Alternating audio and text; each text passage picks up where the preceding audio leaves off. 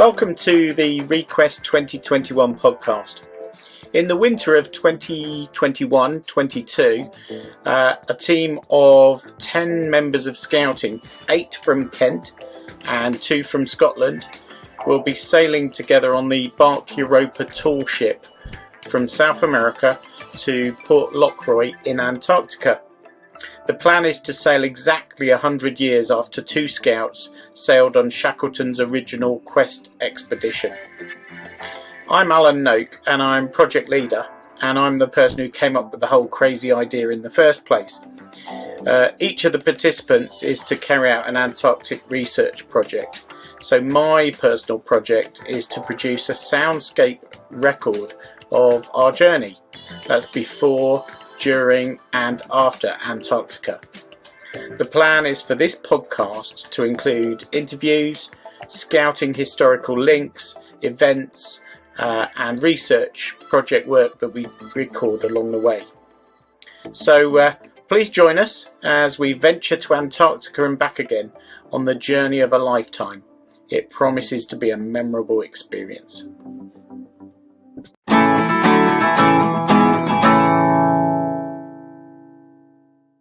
So, welcome to episode 19 of the Request 2021 podcast.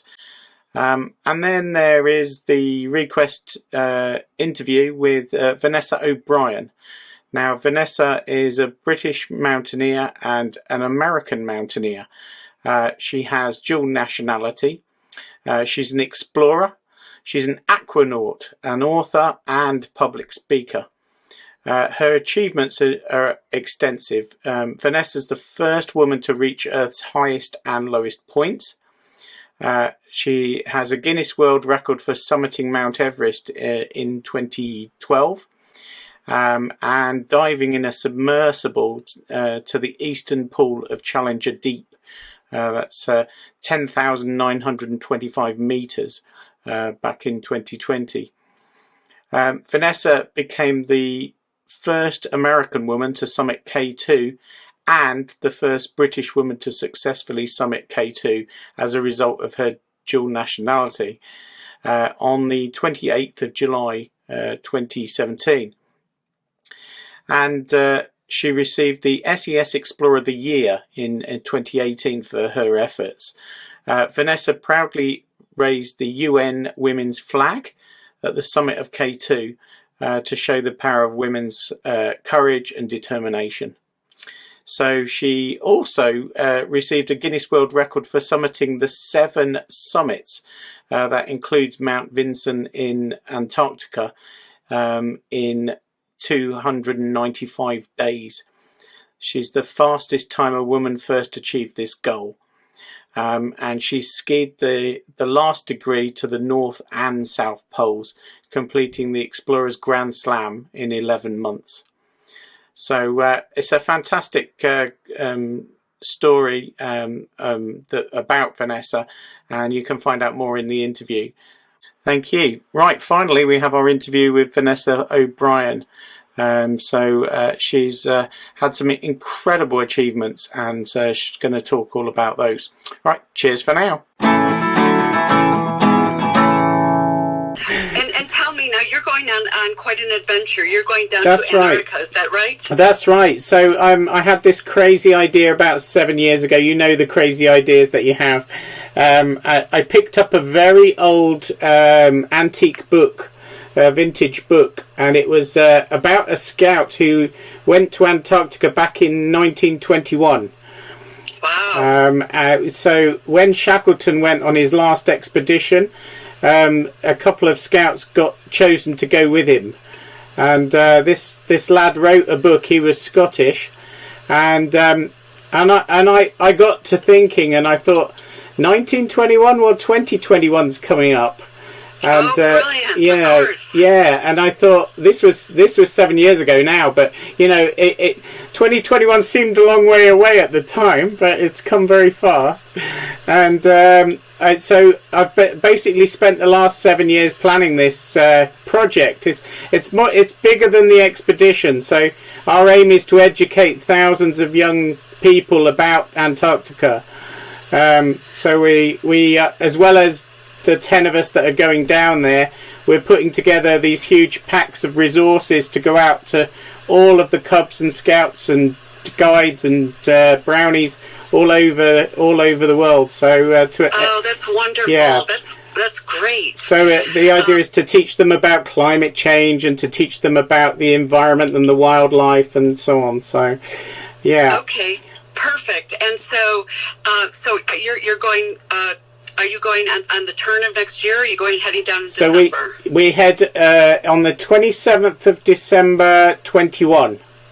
I managed to get to Guam, but it was on a wing and a prayer. So okay, tell me about Guam. Tell me. The deepest dive to the Challenger Deep at the bottom of the Mariana Trench. So that's the Mariana Trench, yeah. Okay. It shouldn't have been as tough as it was because we had the technology, we had the submersible, we had the ship. Yeah. The submersible had made the journey before. It was a two-man submersible, but what made it tough really was our crew for the ship had come from seven countries and 5 U.S. states. So when the U.S. president had a proclamation that said only essential workers could come to the U.S., well, Guam is U.S. territory. Okay. And technically, I was trying to make the case that we were in transit in Guam because we were going to Challenger Deep, which is Federated States of Micronesia. What made it a lot worse for us was that the USS Theodore Roosevelt had dropped off all those COVID-19 sailors. Right. Which infected Guam, a small island. And so the governor of Guam, well, frankly, she just didn't want to take any risks of having anybody else come in. We all had to take tests and have them have negative results within 72 hours of landing. Whoa. But all of us were coming from places that took about 72 hours to get there. Oh no! Oh no! Oh my! So it was politics got in the way, really. I suppose. Yeah. Yeah, it was. Yeah. It was. Or red tape. Yeah. Well, I'll tell you. Here's where some of those things can help you. Yeah. Now, in a case like that, it turns out when the president made a proclamation. Saying only essential workers. Now, here's what's great. Yeah. Nobody knew what that meant. Are you with me? Comes down to interpretation, Correct. Yeah. 100%. Okay. So, in a situation like that, where there's uncertainty, it can be in your favor or it can work against you. Yeah. Okay. But then what your job is to have every piece of evidence that can possibly convince another side to be in your favor. Yes.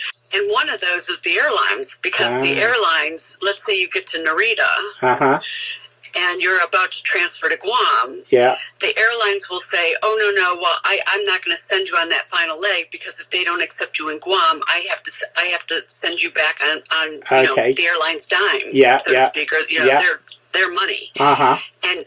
And you have to counter back and say, oh, no, I already have a round-trip ticket. This is not at your economic cost. Yes, okay. So it's basically you play into their game. Yeah, so you... Correct. Yeah. But you have to be quick. Yeah, right? You have to know all of those arguments immediately. Absolutely. So that you can just put out the fires. Every time something comes up, oh, COVID, got that. Here's the test. You have to pay for it if they send me back. Nope, already have a round-trip ticket. Great. Great. The governor of Guam's expecting me. Here's the letter saying, as long as I have the COVID test, they're expecting me. So it's just a case of staying one step ahead, isn't it? Yeah. Oh yeah, absolutely. And so that was quite funny, but very, very quickly I figured out that people didn't know, and as long as there was uncertainty, there was gamemanship. Right. Absolutely. Yeah, because there's always uncertainty, so you just got to play into that and just if they're not sure, then you can be sure. Yeah.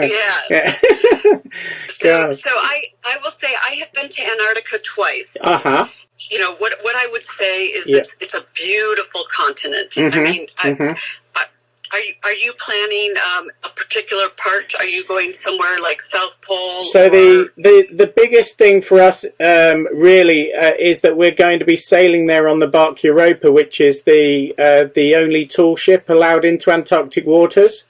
So we're actually going to be part of the crew of the bark Europa. So we're not doing an expedition on land per se. I mean, I think there will be opportunity to land, but we won't be overnighting on this on the ice, I'm afraid. It's very unlikely. But with the young people that we're taking, have all got a research project to do. Wonderful. So the idea is that all 10 of us that go do a research project. So we've got 6 young people between 18 and 25, and for them it's going to be a life-changing experience. This really to do something like that so young is really going to have. We're hoping they become ambassadors for Antarctica and for what it means. So that's the idea. And each of them has got very diverse projects. We've got everything from very, very technical scientific projects, physiological projects, right the way through to art and photography. So we've got a lovely range of projects that they're doing. And each one of them is going to obviously bring the results of their project back and share it with the community. So, yeah. Oh, that is phenomenal. Okay, so whereabouts did you grow up then? So I grew up in Michigan, which is the U.S. state that looks like a mitten, a glove. So I like to say that, one, just because it's a nice visual, and two, yeah. it does have extremely cold winters. Absolutely. So I knew the cold from a very young age. Okay. And so where did you go to school, university? Yeah, so university was New York University. Okay. So I started with a community college, then I migrated over to New York, and then I eventually finished with a bachelor's degree in economics at New York University. Okay. And then later, I went for my MBA to NYU at Stern School of Business. Mm-hmm. And those were all in different pieces, primarily because I worked full-time while I went to finish university. Okay, yeah. So, I wasn't just a full university student. I was working full-time. I finished my bachelor's at NYU undergrad, and then I joined General Electric, GE. Okay, yeah. Actually, in the days when they had GE Capital, which was a finance GEC, arm. And then they put me through school and paid for my MBA program. Great. Oh, it's lovely if you can get someone else to pay for it. Yeah. Oh my God, that was.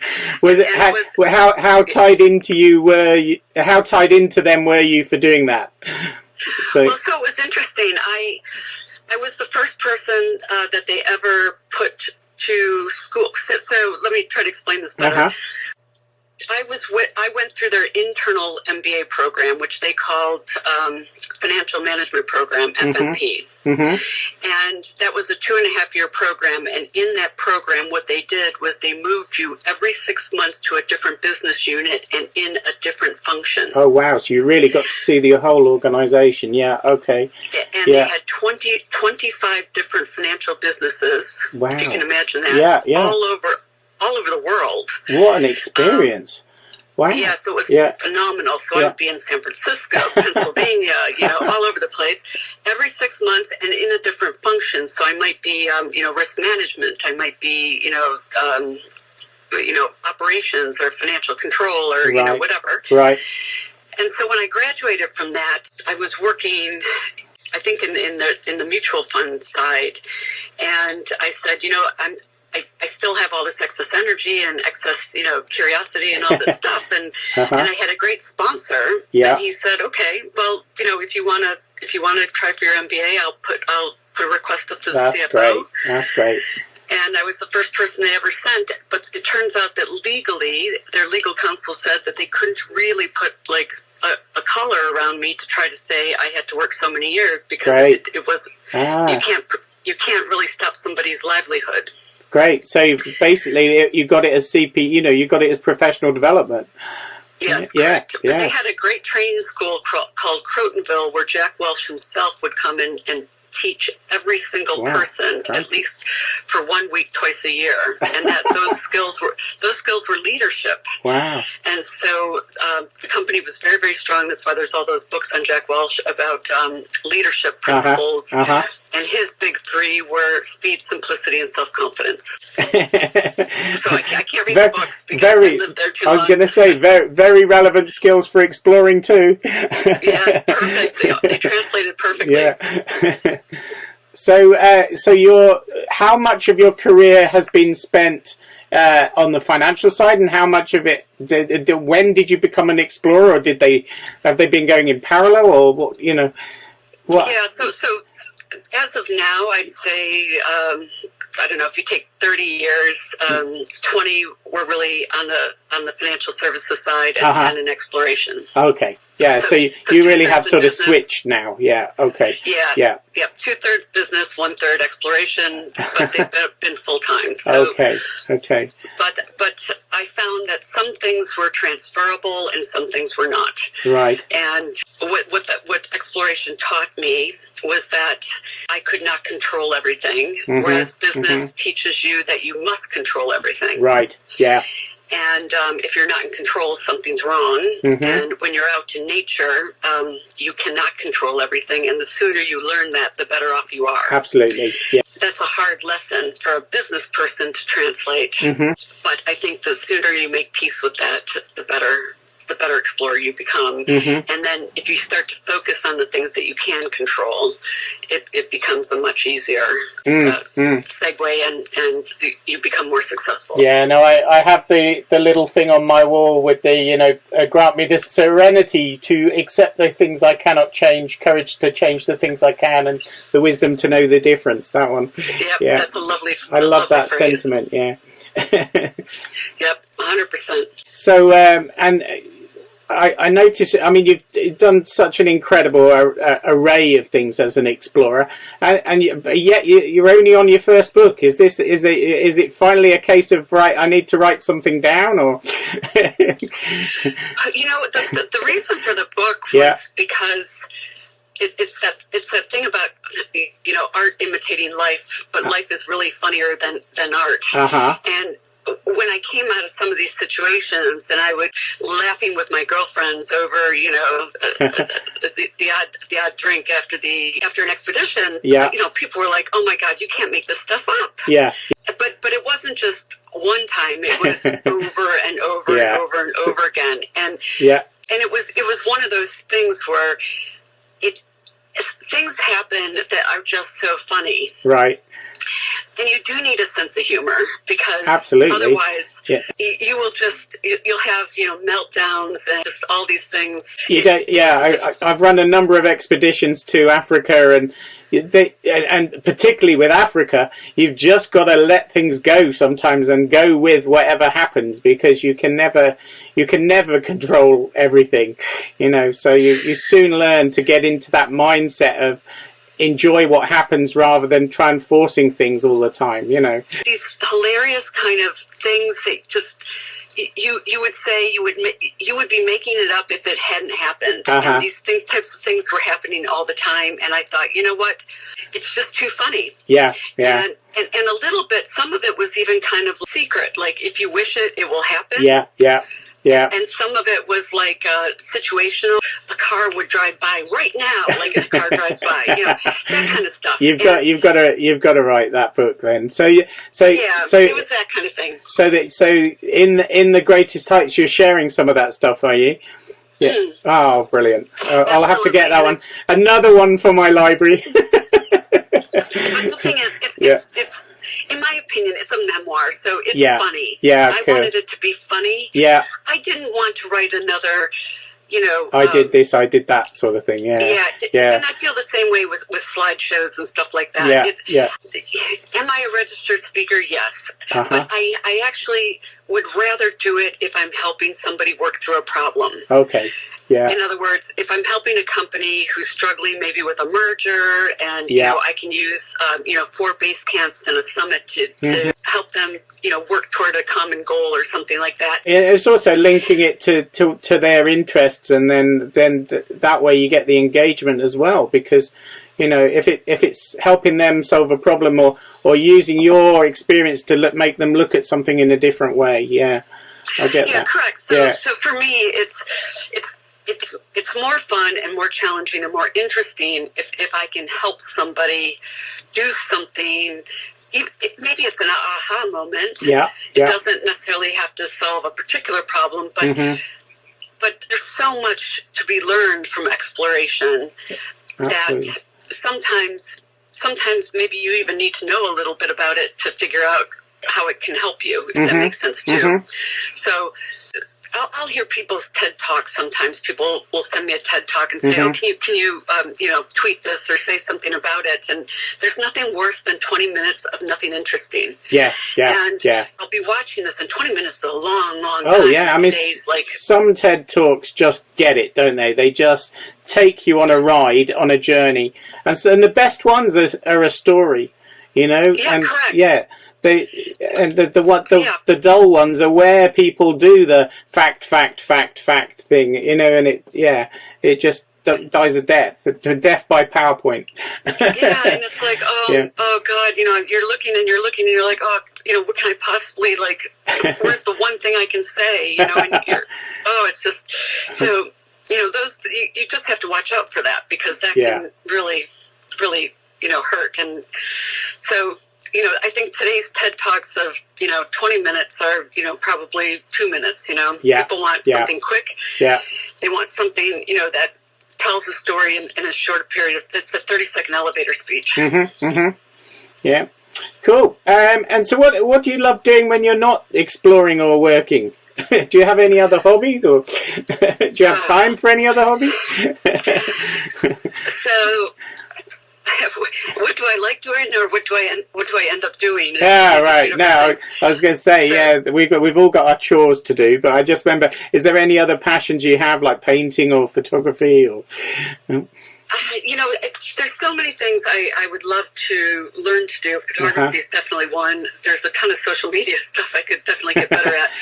But I think time ends up getting eaten up by, you know, projects like, you know, this upstate house, you know, my husband's in love with, but it's like, as long as he works, everything else is down to me. So it's, you know, it's like, you know, you can't just put lights on a lamppost that sits outside. You have to dig a trench, and if you dig a trench, you have to hire a trencher. Well, a trencher's like a giant machine with a chainsaw on the end. You know, it's like I'm the one with, like, you know, all the power tools, like sitting in the front yard, like you know, or carrying the 5-gallon things of water in the house, or, you know.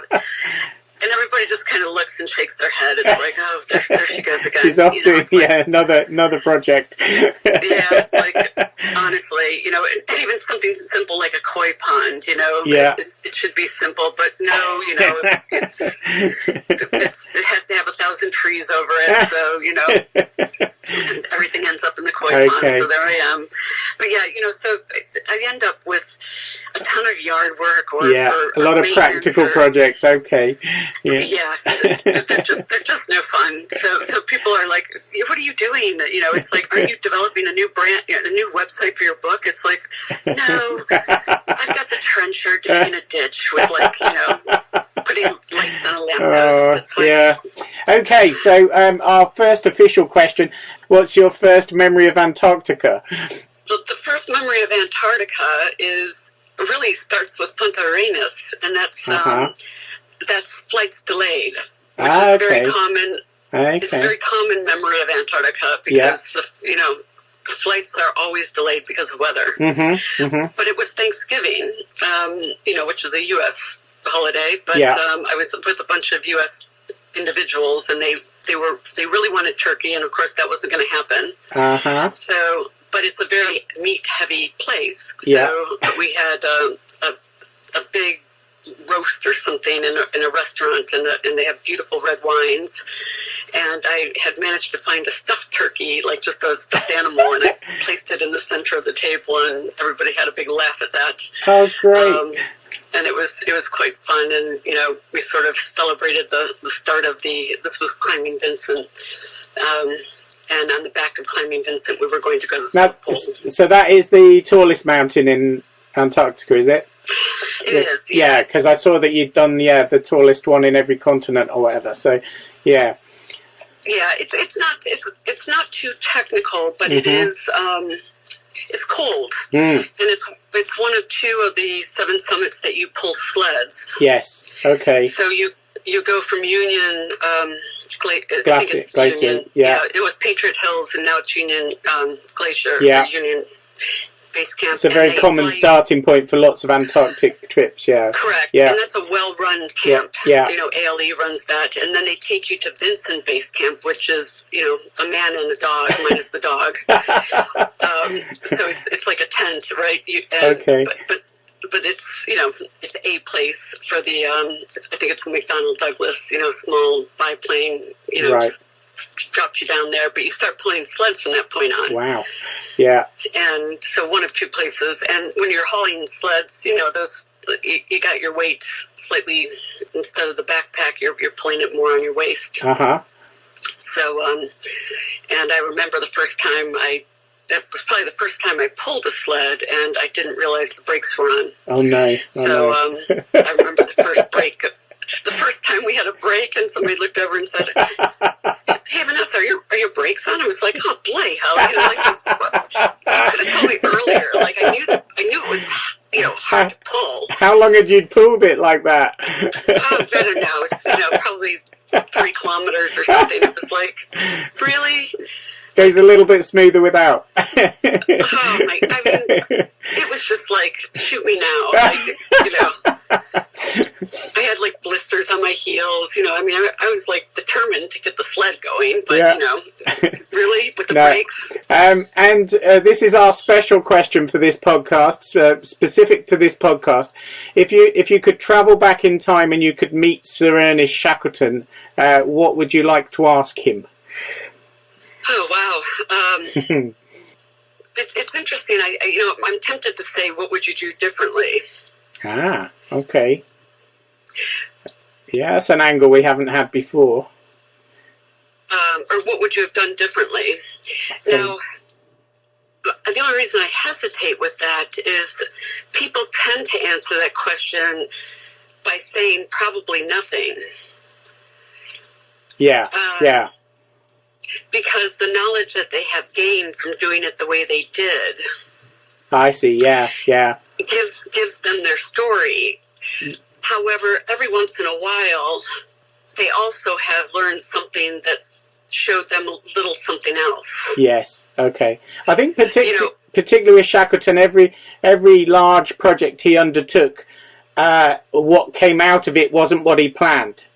So I think I think your question is a really good one for him, because, you know, every time he went off to do an expedition, it didn't work out. It didn't achieve its objectives.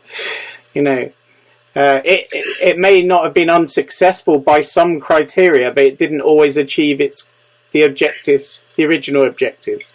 Yeah. You know, so it's interesting. I'm reading this book that's not out yet, called Made in Crisis, and it's about how COVID-19 has turned everything upside down. Okay.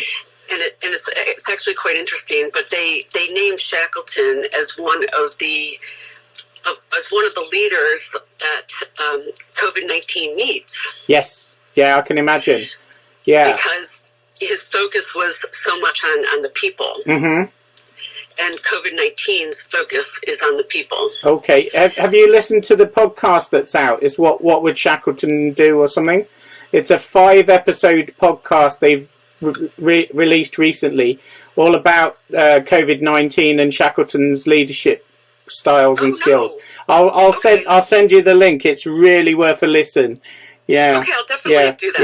Yeah. Okay. So this was using that in context, and so maybe he wouldn't have put the 2 teams on both sides the continent Antarctica to hit in the middle of the pole.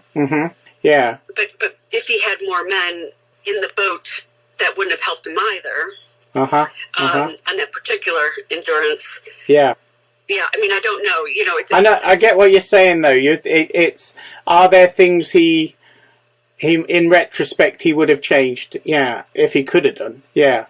Yeah. Yeah. I just know that when people ask that question, it's almost, I don't know, 85% of the time people say no, but every once in a while there's a gem that comes out that they overlook something or learn something after that said, you know what, because of that I would have done that. And that may help others in the future, yeah. Yeah, okay, correct. Yeah, okay. Yeah, I like that. That's good. It's a good angle. Right. Now, unbelievable truth. Is there something you can tell us about you that we may not expect or would surprise us maybe? That people don't know about me. That may surprise us about you. So I guess maybe the best and worst thing that ever happened to me are the same. Okay. And that was going to Pakistan for the first time in 2015. Right. I was told, absolutely not to go because in 2013 there was the Nagma Parbat massacre with a bunch of an international team that was massacred at base camp. Right. And so I was, it didn't matter, whether it was military, civilian, Muslim, Christian, whoever I consulted said, don't go. Okay. So everybody telling you not to do something. Yeah. Correct. Pakistan was unsafe. Okay. And this particular area toward the northern territories where the mountains were all, there were Taliban territories. So, yeah. But I decided to go and I changed the tone of the question, if I go, what advice do you have for me? And it was, don't be in the wrong place don't be in the wrong place at the wrong time, which is very specific, and don't call attention to yourself. Okay. So in any case, I went anyway. Yeah. And I had, typical of all expeditions, you have a risk assessment, sheet that sort of says, if any of these things go wrong. But something went wrong that I never planned. Oh. And it happened right after I landed, checked into the hotel. I was going to meet UN women to pick up the flag. And as I left the hotel, I saw these individually packaged mints called Mentos. They're soft on the inside, hard shell on the outside. I know the ones. So yeah. Picked one up, popped it in my mouth, and bit down, and out came a tooth. Oh, that's really weird. And it was absolutely not on any risk assessment sheet.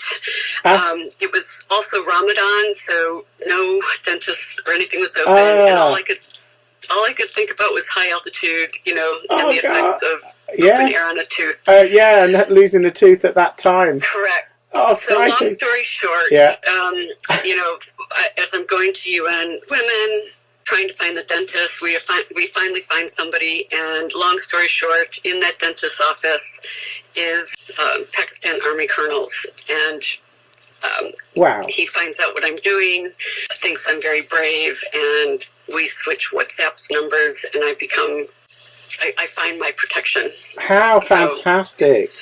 One of the worst things that could happen. Yeah, I love that story. One of the best things that could happen. I love that because in every little thing, you never know why it's happened sometimes, and that was obviously meant to be. Yeah.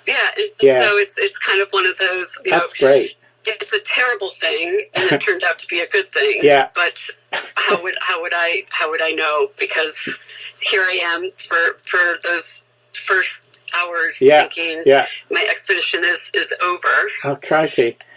And then all of a sudden, a guardian angel appears. That's fantastic. Love that. So, okay. Yep, that's probably, one of those strange stories that you don't expect, but you make lemonade out of lemonade. Wow. Kind of thing. Okay, right. One of the fun things, so food, emergency rations. What's your favourite food to take on an expedition, particularly if you were going somewhere like Antarctica?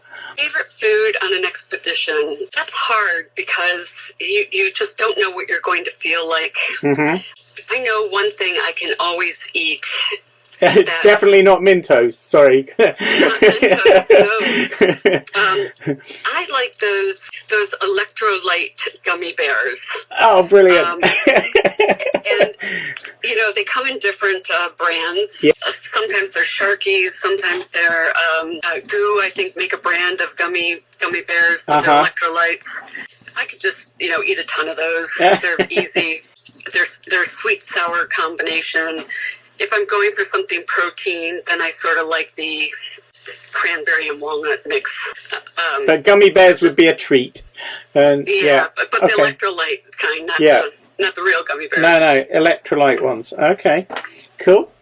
And is there a special item that you like to have with you when you're traveling on expeditions? Always like to have with you? A memento or... Well, I mean, as a woman, I like the pea device because always useful. You know, yes, the Shiwi or whatever it's called. Yeah. There's a couple of different brands, but you know, those are great. They just pop in your pocket and zip them up, and you know, frankly, they work for outdoor concerts as well. I mean, that's a very honest and very practical answer. Well done. Yes, that's the most practical device you can have with you. Yeah, and it's perfect. I know. I normally ask at this point, why is it important? But I don't need to ask. Because you have to stay hydrated. Yeah. Cool. I like that. Actually, if nobody's climbing, you can take you know, those bladders. I guess if you're not far from the ship, you have access to water anyway. The problem with climbing is they'll freeze, and you can't really take anything that freezes. But yeah, so I would say that's the most important. And if you're going somewhere where you don't trust the water and you're okay where you are, but I like the steri pen. There's those things, yeah. And you know, I find that they're quite good. There's they have that ultraviolet light. There hasn't been anywhere so far that's failed on me. That's good. And you don't have to have the chlorine or the iodine pill. It just works, yeah. It just works. It's like a filter. Unfortunately, you need a backup battery too. Okay. And finally, your thoughts about Antarctica. You know, what's your feelings about Antarctica, and what advice would you give to the young people that are going down there? So I think Antarctica it's a brilliant continent. People don't really know anything about it, so I think we do need ambassadors to go down there and explain to the general public what it is, because nobody sees it. It's sitting at the bottom of the globe. People spin the globe, you know, left and right. They never really go up and down, so nobody sees it. But it's massive. It's massive in size. People forget that it contains, you know, 90% of the world's ice. Yeah. You know, therefore, the drinking water, they forget that if that ice were to melt, that it would raise the ocean floor something like, what is it? It's shocking figures, yeah. 2 feet or something like that. Yeah. You know, and although places I think are 16,000 feet thick or something like that, there's a lot of, you know, different types of ice that are forming around the continent. There was the ozone layer once upon a time that people were afraid of, that comes and goes over time. That is really unique and special. It has no indigenous population. Its sole purpose is scientific research and study. There's a leave no trace, so I don't think it has any, you know, like, besides the penguins by the Weddell Sea, there are no, as far as I know, no bacteria or things like that. It's a really pristine place. I understand it hasn't got any COVID yet, and I hope it doesn't. You know, of course, we take all of our waste out. And there were only certain places that we were allowed to put urine. Absolutely, it's really strict. And I mean, because one of our objectives originally was to take a plaque down there to the 2 scouts from 100 years ago, but we're not even allowed to leave a plaque in Antarctica.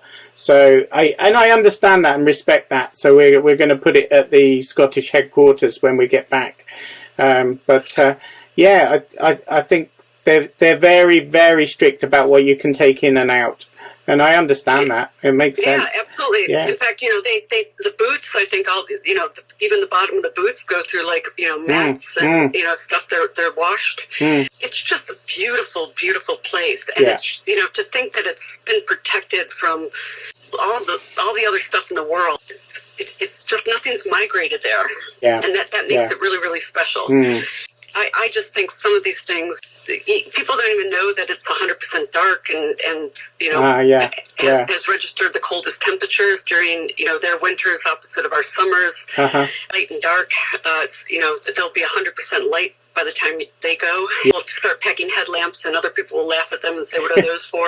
It's so awesome. But also, it's an Arctic desert. It only gets less than 1% of any sort of precipitation. And the reason I contrast that is because it's quite opposite from the Arctic, because the Arctic you can't use down. Right. It has to be synthetic because there's so much moisture in the air, even though it's cold. Okay. Yeah, it would just stay too wet. Yeah. There's only two conditions in the North Pole. If it gets wet, it stays wet. No matter what, it can never dry. Which is the worst, right? Because it's ice, it's too cold, or it's wet. Wow. It just sucks. But, if going back to Antarctica, at least it's dry cold. And dry cold is a much more comfortable cold, and you can use down, and everybody likes down, so you're good to go. That's brilliant. Well, thank you so much. I can't, brilliant. Thank you so much, Joe. Can't thank you enough for doing this. Thank you so much. Thank you. Lovely to speak to you. Cheers for now. You too. Good luck. Bye-bye.